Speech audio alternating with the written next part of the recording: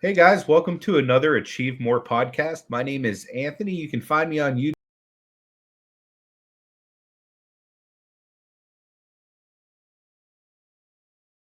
More podcast.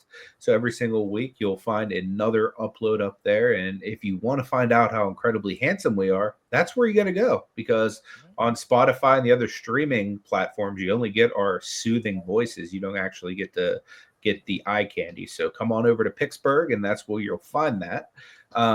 Also with me, as always, is my co-host Michael at Huddle Card Collection. How you doing, Hello, brother? Anthony. Appreciate you being with us, man. Thank you, sir. Guys, Michael has a podcast himself. It's called Collecting Profit. It happens every Wednesday evening, 10 p.m. Eastern Standard Time. He talks about sports cards, collectibles, eBay, selling stuff, shipping stuff. Like he teaches you the P's and Q's, and he also has general sports talk. If you're into that kind of stuff, swing by Huddle Card Collection because there's a live chat that you can actually participate in the podcast and be a part of it even. So swing by there every Wednesday night, 10 p.m. Eastern Standard Time. He also puts out weekly videos where he opens up different trading card products and stuff like that. So if that's your thing, swing by Huddle Card. Without further ado, we have a special guest with us this week, and this is actually our very first musical guest that's going to be performing for us live on the podcast. Without further ado, I want to turn it over to Rick DellaRatta, and he's going to bring us a song that's special just for the podcast. Hey, thank you so much, guys, for having me. And just full disclosure, I used to collect those baseball cards when I was a kid. And I had a huge collection. And I'm telling you, I went to the conventions and I went to the old timers used to have these little monthly meetings. And I used to grab these rookie cards of Hank Aaron and all these people, Bowman. I mean, I can talk that stuff like crazy. And in general, a lot of people have told me that I talk sports better than any jazz musician they've ever met, because for whatever reason, jazz and sports are very far away, but they weren't far away from me because I play sports and I've been a big lover of sports. So I did notice that you guys are big sports freaks. So I just thought I would let you guys know. Now on this music thing, here's what happened. I was on a show called Behind the Music a few days ago. And they said, listen, we want to hear, this is on Hard Bop Jazz, and we want you to play tributes to 3 jazz superstars. And the 3 are Billie Holiday, Charlie Parker, and Oscar Peterson. So I'm like, okay. Now, Oscar Peterson was, I hope you don't mind the jazz lesson, but Oscar Peterson was this virtuoso guy, but he wrote this beautiful gospel ballad. So I'm like, all right, I'm going to play this gospel ballad. And then Charlie Parker was more adventurous. But then the Billie Holiday thing was like, well, Billie Holiday wrote this beautiful song called God Bless the Child. A lot of people know it. I mean, you guys might even know this. I don't know. Mm-hmm. But she also had a bluesy vibe and she sang standards great. And I had to choose. So because I was doing this Oscar Peterson ballad, I couldn't really do the Billie Holiday ballad. So I had to do another bluesy song called Willow Weep for Me. So this is a song I couldn't do the other day. It's called God Bless the Child, and it's by Billie Holiday.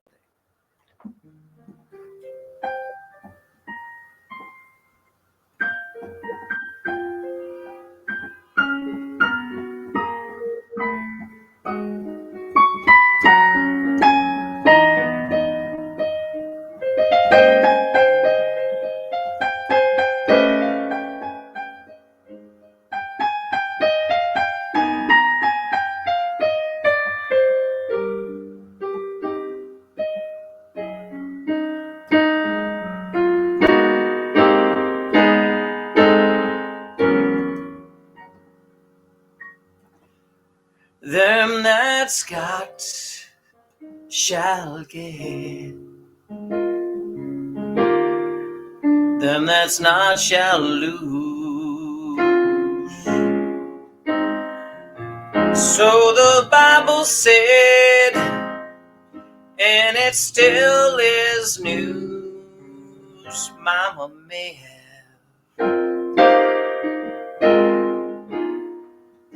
Papa may have, but God bless the child that's got his own.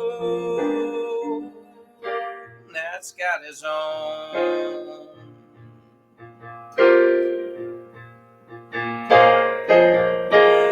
Well, the strong gets more, and the weak ones fade. Empty pockets don't ever make the grade. Mama may have, Papa may have, but God bless a child that's got his own, that's got his own.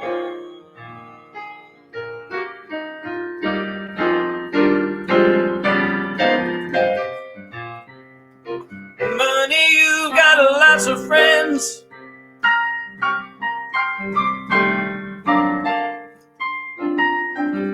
Crowding round your door. But when it's gone and spending ends,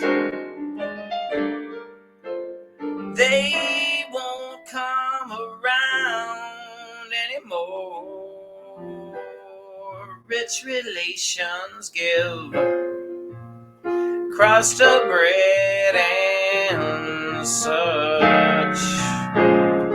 You can help yourself, but don't take too much. Mama may have, Papa may have, but God bless a child that's got his own, that's got his own.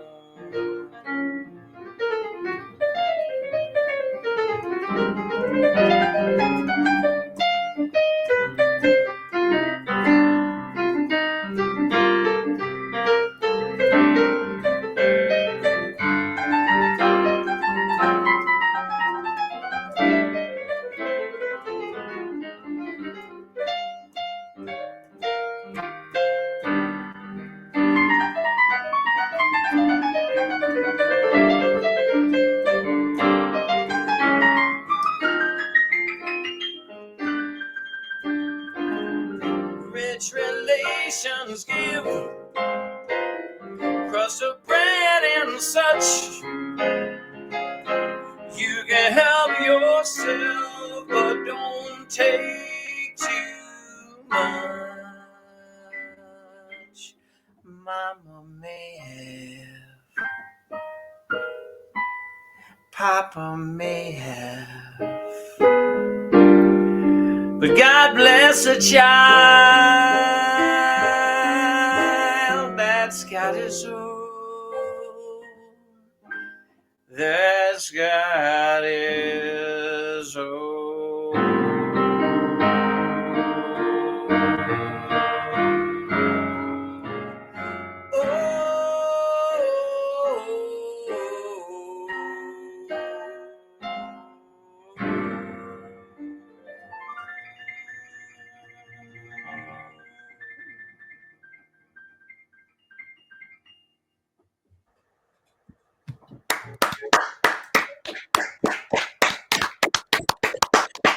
Incredible. That was excellent.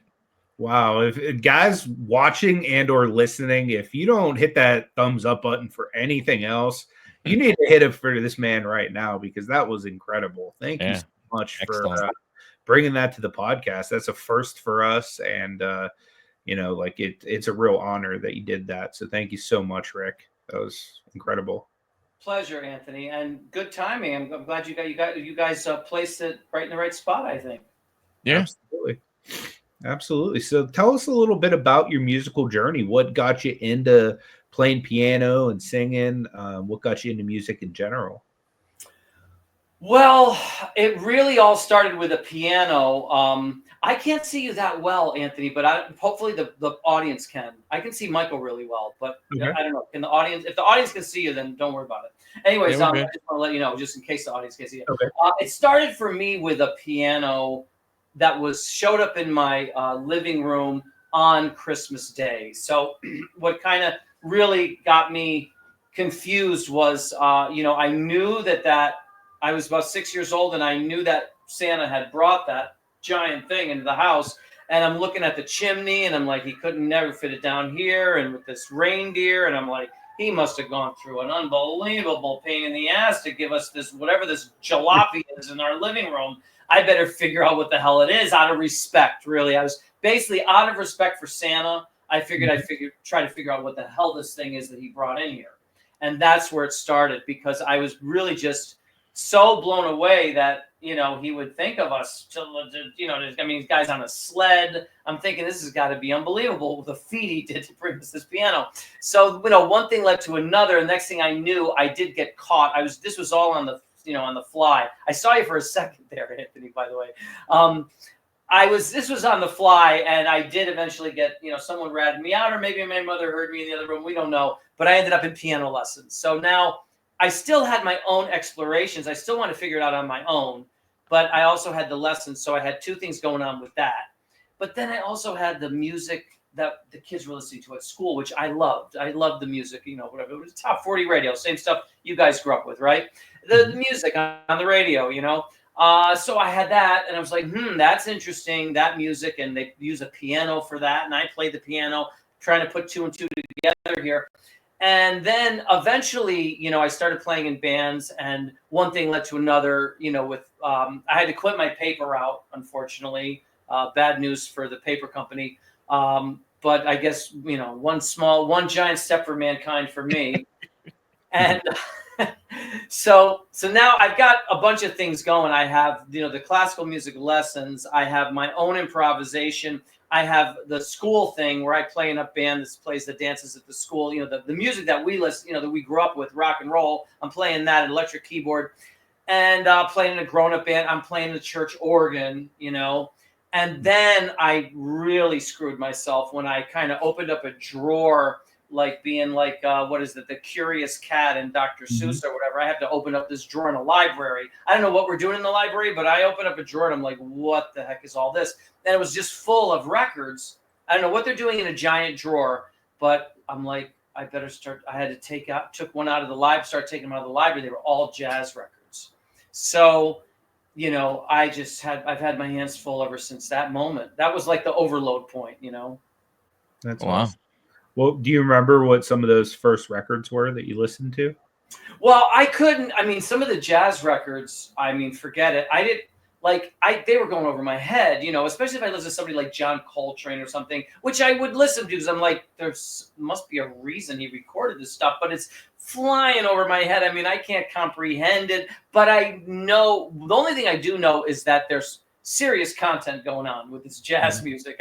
There's like something's going on here, just like with classical music. I'm like, I'd rather maybe listen to the music my friends were listening to, but I can't turn my back on, Johann Sebastian Bach and these people, because there's a lot that went into what they did, and I'm getting the same vibe with jazz. So some of it I understood and all that, but I don't remember the first one per se, but I just remember I'm gonna have to give these guys a mulligan. You know what I mean? Because just because I don't understand it doesn't mean it's not good. You know what I mean? And it's probably my fault. I probably have to learn how to appreciate it. I have to, all that stuff.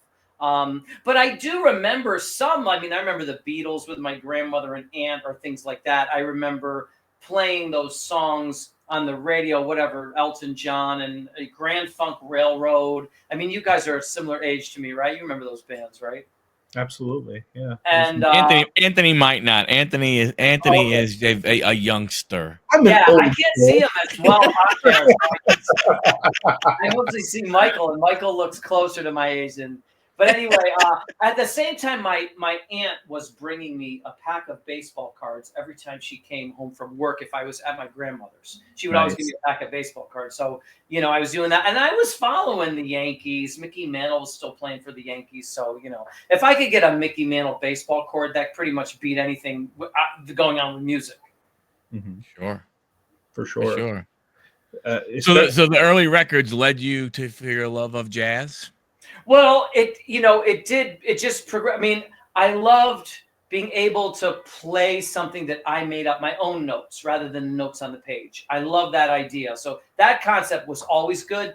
And I could play with the homeroom kids band, whatever the band we had in school. And I could, I could do that kind of stuff, on a Grand Funk Railroad song. And so that was about the extent of my improvisation. Was more rock piano, that rock blues kind of thing, that you basically stay on a blues, you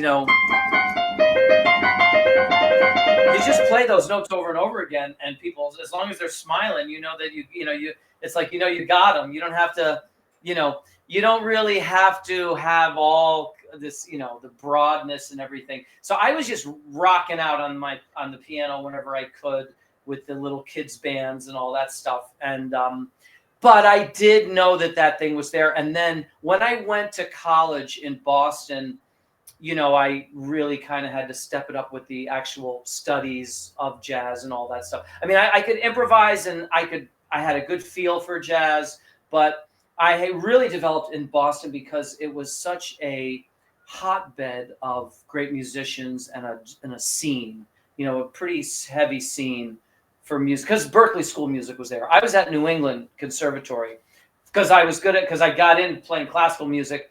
I chose piano performance, not knowing that all, piano performance to them only meant classical music. And I played the classical music that I had. I had other stuff, but they didn't want to hear anything. And I was able to kind of just get in there with my classical playing.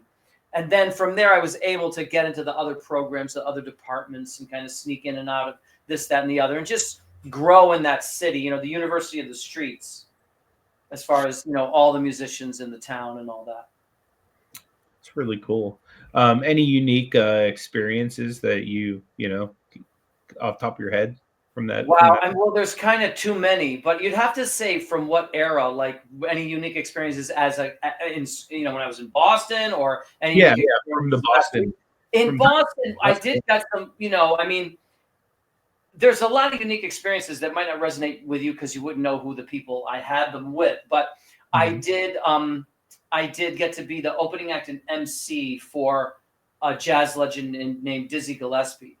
Oh, wow. That's incredible. Yeah, when I was 19 years old. So, I mean, that was something that I could tell people for the rest of my life. They'll be, whoa, oh my God, because everyone knows who that is.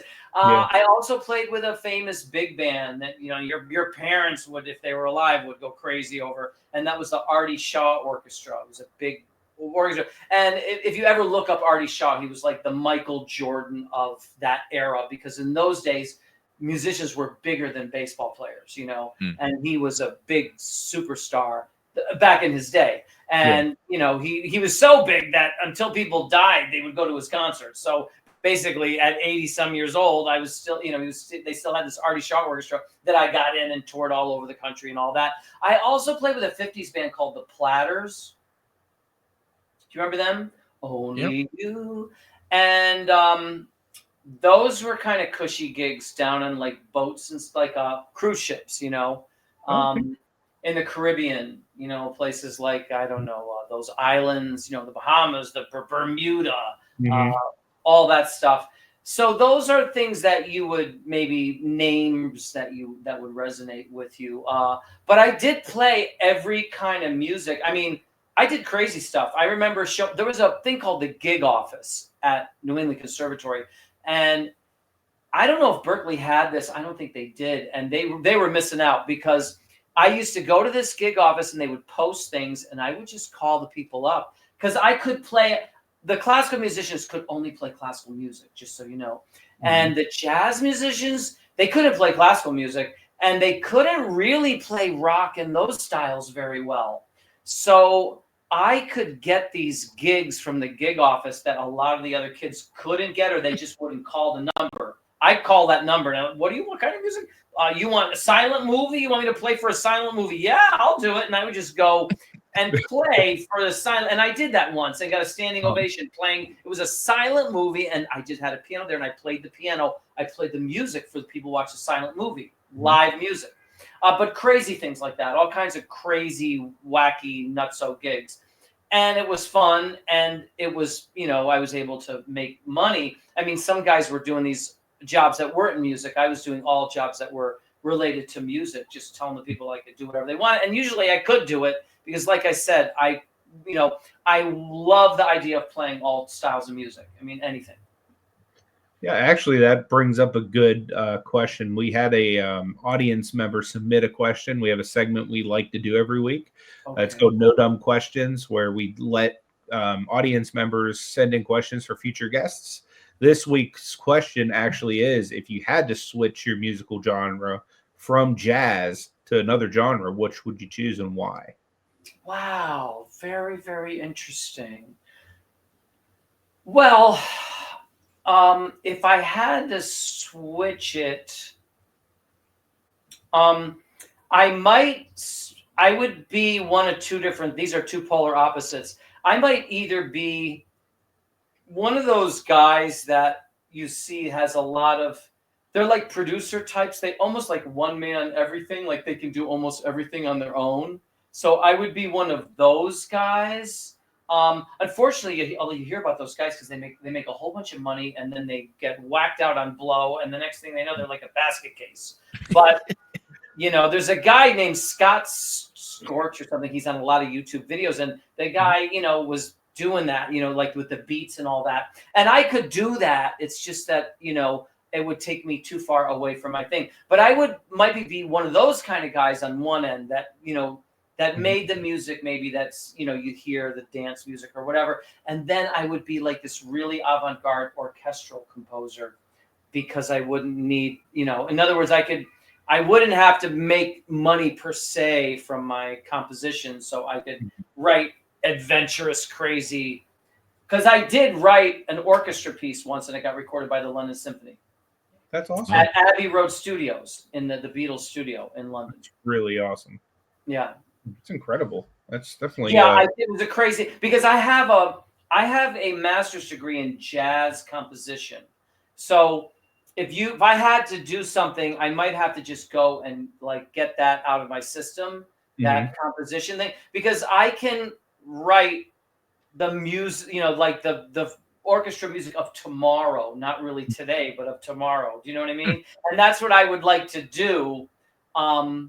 Because right now, people listen to Beethoven and whatever, but I wouldn't want to write. I would want, Beethoven wouldn't want to have written whatever the heck they were listening to then. You know what I mean? So I would be writing something that was unique. And so that would be interesting to do. And I might end up, if I live long enough, there's a possibility you might see me do something crazy like that, especially if I have money coming in from, this dance stuff, whatever, the other stuff, Nice.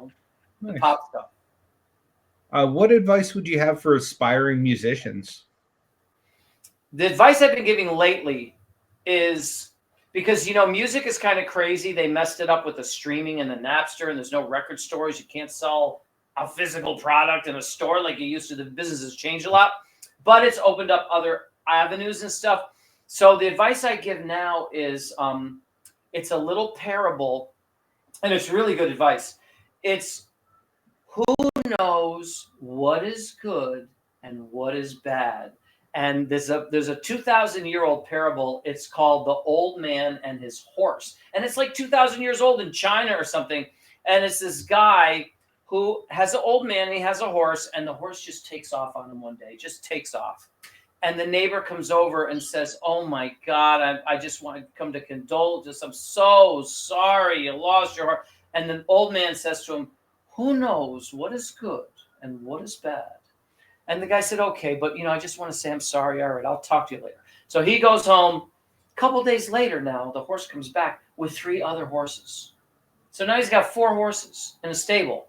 The guy comes over from next door. "Oh my God, I want to congratulate you on the great news. Fantastic." The guy looks at him again. "Who knows what is good and what is bad. So the guy looks at him a little crazy. Okay, this guy, right, whatever. But I'm just, I saw the horses. I wanted to say, okay, fine, no problem. He goes home again. Now his son gets on one of the horses, and these are like wild horses, probably. The horse bucks him off. The horse smashes him into a fence, knocks him over, splits his leg in half and all kinds of stuff. And he's all laid up in massive pain. It's a disaster.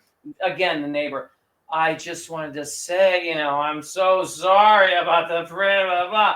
Again, the guy looks at him. Who knows what is good news or what is bad? Now the guy is sure that he's crazy. And all right, my neighbor's a nutcase, whatever. I did the right thing. I gave him my condolences. I'm going home.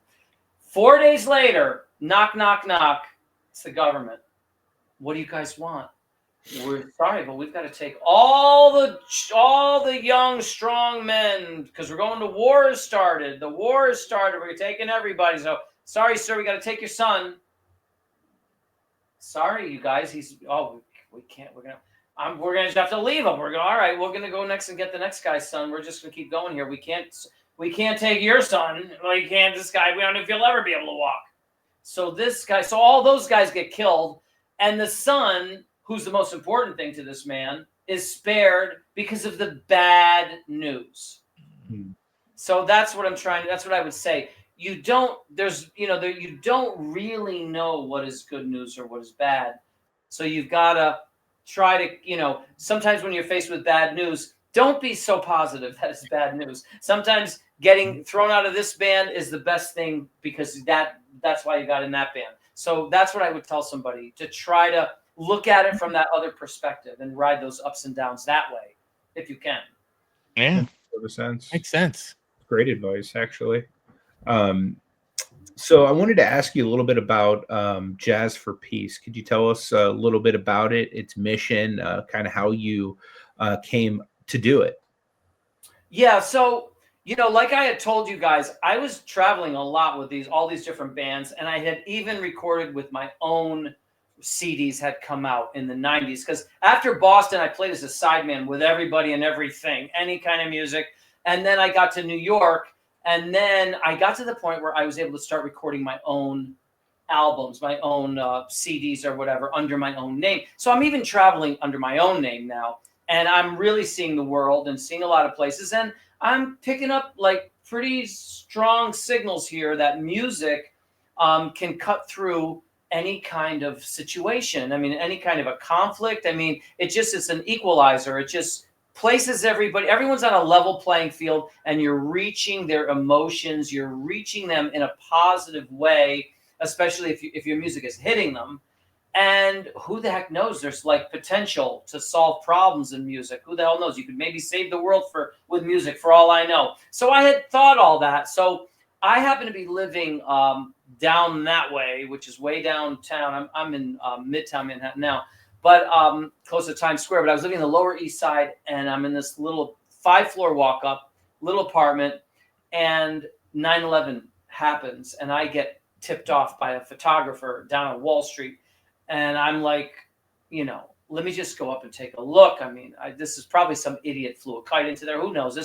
This can't be a big deal. This is just something goofy, But I walked up and I ended up watching the events of 9/11 from less than a quarter mile away from the roof of a building. So, I mean, I had, a luxury box seat to a disaster. And all that happened was every now and then there were words stuck inside me. And I'm watching this. I'm like, let me write those words down and purge them so that they're not just rolling around in my head, the same words, and then other words would come, and other words come. So at the end of the day, all I had was a poem. I called the poem Jazz for Peace. Then I tried to start living up to the words in the poem. And that's what led me to things like a benefit concert series and a concert at the United Nations where I brought Israeli, Palestinian, and American musicians together. And then, a wild journey to places like Africa and India and Nepal and Pakistan, places that never even saw a white person, let alone heard jazz. So then I got to now that I've really seen a lot of the world, I feel like I have some ideas for how we could solve some of our problems if anybody would listen and if anybody wants to solve them, Mm-hmm. That's awesome. Going They back listened to me when I brought the Israelis Palestinians in at the United Nations, right? That was 2002. Wow. So they should have listened to me then, but Right. that's why some people aren't listening to me now, because they know they messed up. So going back to the original poem, do you remember any excerpts of it offhand? That Well, what I could do, I usually do, I'll recite it, and then I just make up something on the piano. Would you like to hear the poem? That'd be awesome. Yeah. Okay. Yeah. I don't know. Like I said, that's again gonna be something different for every show. Whatever I do now, I'll never be able to do again.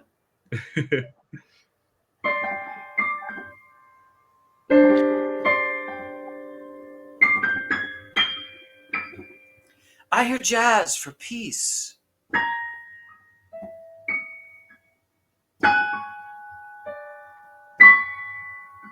Coming through the trees.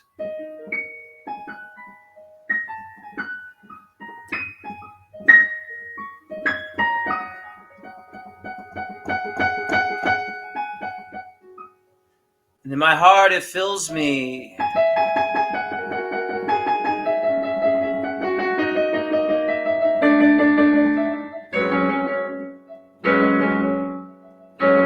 Like a celebration.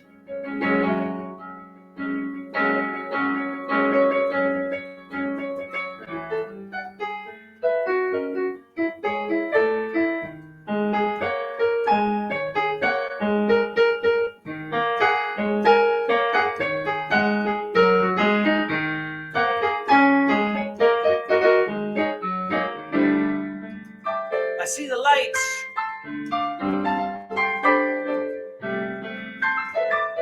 And I want to follow.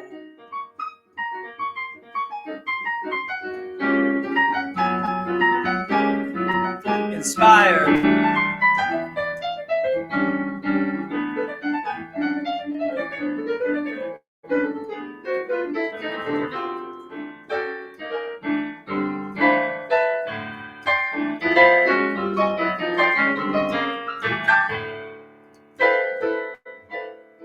By those that came before.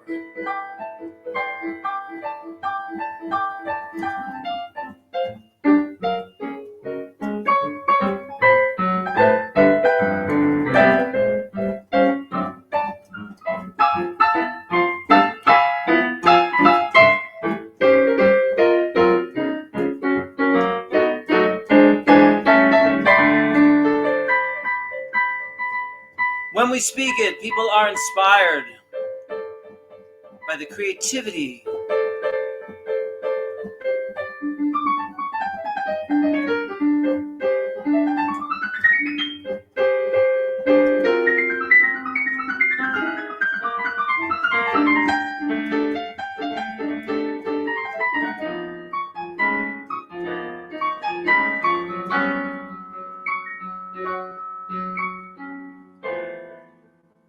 That stands for peace and love and humanity.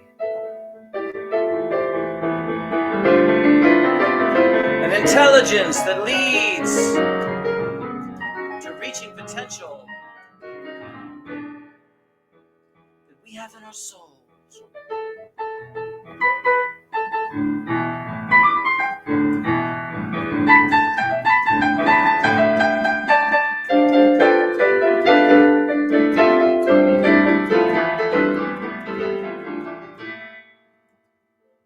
So we can raise our total conscience and see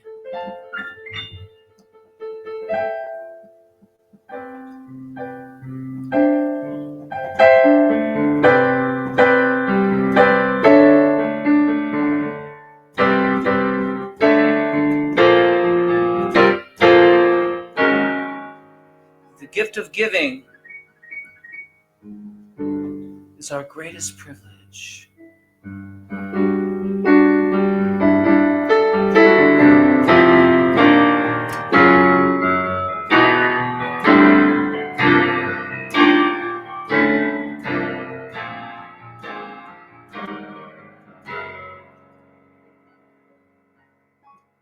I hear jazz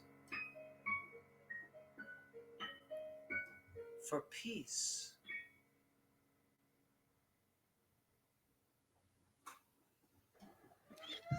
It was awesome. Do you think you would have ever come across Jazz for Peace without such a tragic thing happening right before your very eyes? I might not have acted upon it because I was thinking leading up to that, that jazz had the ability to have a profoundly positive effect on people. It had the ability to unite people. It had all of these qualities. In fact, if you ever Google Rick DellaRatta famous quote, you'll see something that I said in an interview, and it's basically a simple little sentence off the top of my head. I said, if we fill our souls with creativity, artistry, humanity, intellectuality, our greatest qualities, we will have a better chance at avoiding the behavior that leads to destruction. And jazz, the art form of jazz has all those qualities. And so, it's giving people a timeout. It's making them stop, and they're getting slammed with, all these different qualities. And when you put it together with a fundraising model, which is what we do, we have a fundraising model, and you put a world-class cultural event with a fundraising model, you can do some good things. You can do some damage on the good side. Absolutely. Out of curiosity, do you feel that philanthropy is important to making the world a better place? Well, if you do philanthropy, see, here's something interesting. A salmon, right? If somebody asks you, is a salmon important? Well, my God, a salmon. I mean, look at this thing. It swims upstream, right? Because of the way it does this incredible journey. It has all these vitamins and riches, this and that and the other. The salmon eggs, the bears go crazy over them. There's all these incredible qualities about a salmon, right? Mm-hmm. But if you take a salmon like we do, and you put it in a factory farm over in, even if it's in Norway or Vietnam, you know what I mean? And it doesn't swim anywhere, and you don't feed it what it normally eats. And then you know what I mean? And then you throw something from Monsanto in to hold its belly together so that it even can be sold. And you harvest it that way, or you let a couple of them out and let them swim downstream and then catch them 5 miles down and call it wild salmon and sell it for $32 a pound. Once you do that, it's not much of a salmon. It's not a salmon. It's one of the worst things maybe you could eat. You know what I mean? Mm-hmm. So you go from the best to the worst. So philanthropy is no different. Philanthropy, the essence of it, yes, the essence of it. And that's what the Jazz for Peace Benefit Concert Series tries to do. We try to separate the wheat from the chaff. In other words, we try to find, it's a level playing field in philanthropy as well, because if you're really dedicated and you care about your mission and you put your mission statement first and you care, you can have a profoundly positive effect on one person, which is more than a multi-billion-dollar nonprofit whose goal is to promote people to drink more Coca-Cola, but also exercise. You know what I mean? And there is one actually that's what their goal is, and they're run by so my point is, if it's that kind of a salmon, no. And if it's the true salmon, yes. So that it's a yes on the real.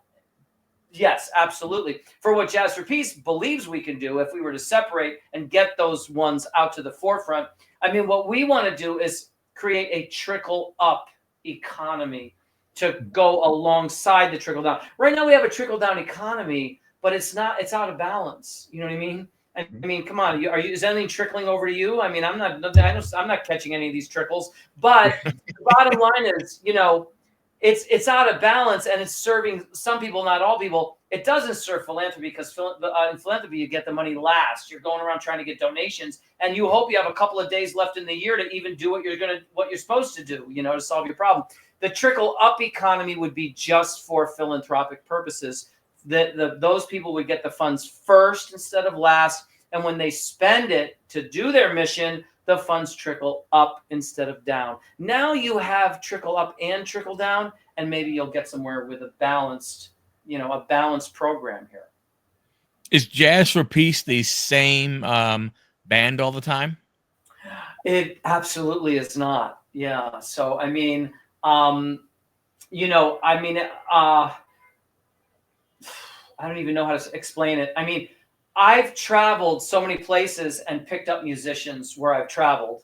And then there's other places where I brought musicians. And then there's other places where I brought musicians that were different from the musicians that I brought to that place. So we've had the Jazz for Peace big band of New York musicians, and then we've had the Jazz for Peace big band of that we picked up in Phoenix, where the concert was, and I flew the conductor out from here. So it's every which. And then we've had situations where I'm going to a country that's so dangerous, I can't bring a musician because I don't want to be responsible if something happens to them. And then a country like Pakistan, there is no jazz musician in the country, so it's going to be a solo concert. Whether there's no other option but a solo concert. And that, like I said, I can do, as you see, I can do a solo concert, but it can be, you just never know. It can be from a solo, it could be me by myself to a big band. It could be any which way.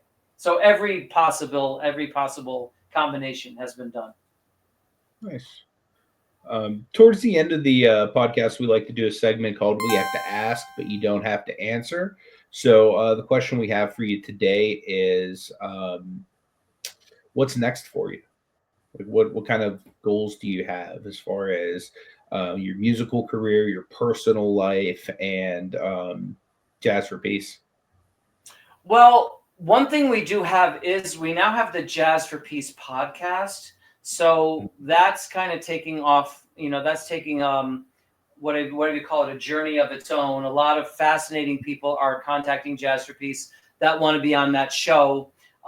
We also have a lot of answers, like I told you earlier, that we would like to see if we could get them heard. Some of the things, because what happens when you discover something, like we've been running around and we've struck oil in certain areas, like for example, like the philanthropic thing I told you about. I mean, you wouldn't believe how that would change the world if somebody gave me the time of day to, give it a try, give it a test run, see if we could implement it. I mean, it would be phenomenal. But I mean, here's another crazy one. I would like to, and it's so common sense. I said this the other day, and someone said I said it too mean. Because I'll be honest with you guys, you can get a little pissed off if you see people slipping on the same banana peel year after year after year. You know what I mean? It's crazy. And here's something crazy. I'm going to try to say it nicely. I'm going to try to say this nicely, but you're going to see how crazy it is when I say it. We fund war, Michael, at 100%, right? You hear the numbers, right? I'm going to give $45 billion to Ukraine, right? I never. That's one place they never even played at. I didn't even know what's over there, but they're going to get $45 billion, And we fund peace at zero. You never. No president is ever going to get. Don't hold your breath for Trump. We're going to give $1 billion to peace. How's that? We're going to give $10 billion to war. We're going to give $1 billion to No. Here's what I want. If you look at what Jazz for Peace has accomplished at zero, see, in any other business, you'd be like, wow, you are accomplishing a lot. I'm going to fund that which is achieving something. But in the peace war thing, it's like, you're doing something devastating. You're in the negative here. You're accomplishing nothing. Let's give you money. You know what I mean? So nicely, I would just like to say, I would like to try to convince the world to go from 100% funding for war down to 99%, okay? Without, I hope I don't rub anybody the wrong way. You still get your 99, but we're going to go from 0 to 1% funding for peace. And I really think I think we can do it. In terms of solving a lot of our world problems, because if you go to a site called jazzforpeace.wordpress.com/about and just scroll down there, you see what Jazz for Peace has done at 0. So, at 1%, I don't think anybody stands a chance. If you give me 1%, I can do some damage on the good side. But we've got to go from 0 to 1. You can't fund one thing at 100. It's like a bullfight, right? Those bulls have like 6. They stab those things like 6 times before they come out. This is way worse. This makes a bullfight look like, you know what I mean? Like it looks like legitimate. 100 and 0. How do you really compete at 0? So that's what I would like to see. Things like that is what I would like to try to see if I can get people in on. Makes sense. I mean, I think that a lot of people would like to see the world improve, and who wouldn't want to get behind something like that. Michael, before we let Rick go today, are there any final questions you have on your end? It's not necessarily a question, but it's more of, what, like, in your wildest dreams, did you think that, when you came down December 25th, many years ago, and there was that piano sitting there that Santa Claus brought you, that it would lead you to where you are today? I'll be honest with you, I had no idea where it was going to lead, but I did notice something, and that was I could, through the piano, I could like travel to other eras, I mean, in playing a Chopin prelude, I could feel this man in the 1800s, And when I left the piano to just go out and hang out with my friends, I couldn't do anything like that. And then I saw the joy that music was bringing to people, and I was like, I would definitely stick with something if I could be one of the guys that's bringing the joy. I see all these people having so much joy through music, and if I could be one of the people that brings that joy to them, that might be a path forward, of which I have no other paths that I can see. So it was the only path forward that really was, made sense. Like the other paths forward were like, I don't know, it's just, it didn't jump out at me. But to be the guy that gives somebody joy, seemed like that would be a good thing to, aspire to. And one last thing. Do you still have that piano? That piano was in the house I grew up in. Unfortunately, my mother passed away, and then my father ended up going into a assisted living facility, and they sold the house.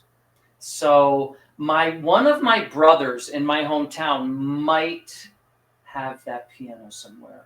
That's a rumor I heard, and I might have to ask him about it next time I talk to him. I think that piano can still be had, but it's not. It won't be the same because it's the room and it never left that spot. You know what I mean? So that situation, it was there up until a few years ago. I was able to go there and just go into the room where it all started and sit down with that piano, and it was a magical feeling. Yeah, I'm going to try and get my grandfather's piano. Okay, he'll probably just say, hey, if you move it, if you pay. Oh, I know exactly, where it is. I have to talk to my uncle because it's in storage. Okay. Because my mom had it my mom took when my grandparents lived in Florida. My grandfather passed away. My grandmother moved back to New York, and that piano was a big centerpiece, as you know, when you have that type of thing. It's a big centerpiece of our family.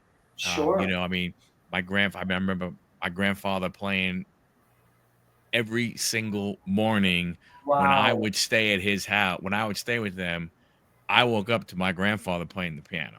That's incredible therapy, People should really embrace music as therapy, seriously. And so it was one of those things, I mean, so where would you move it, into your house or whatever, where you live? Yeah. Where are you guys from? I'm down in Marietta, Georgia now. I grew up in Levittown, Long Island. Okay. I'm from Pittsburgh, still live there. Where lived are you from? In California for a little. Pittsburgh, Pennsylvania. Yeah, you call it Picksburgh, but it's really Pittsburgh, where the Steelers are. Correct. Yeah. Okay. Okay. Cool. Well, no, I mean, I think what'll happen is you move that out of the storage, and then you'll move it. Maybe you can hire one guy and move that thing. But then when you get it in your house, you're going to have to, call a piano tuner and get it straightened out. Yeah. And he'll have to come maybe at least twice, maybe 3 times to just, you know what I mean?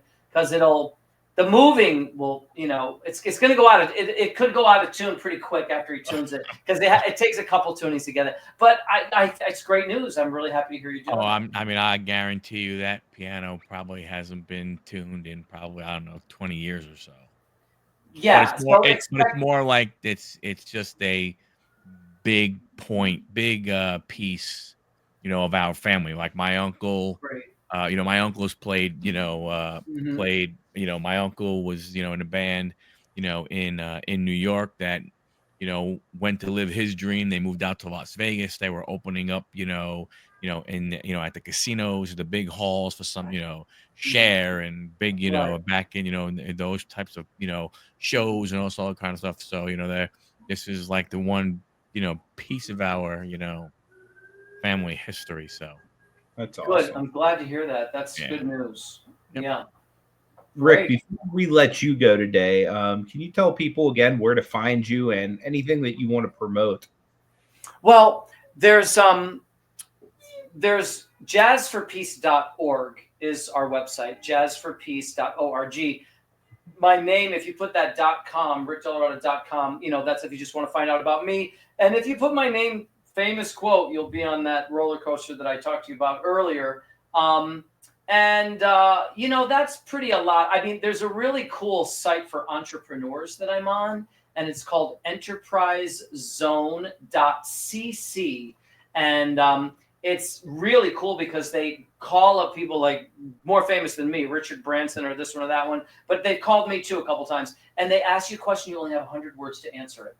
And people say they love going and just getting a 100-word answer to a question. And they can look at the questions you've been asked. So you could go to that site and just type in my name under the search bar and see those. But what I would like to promote, now where is that book?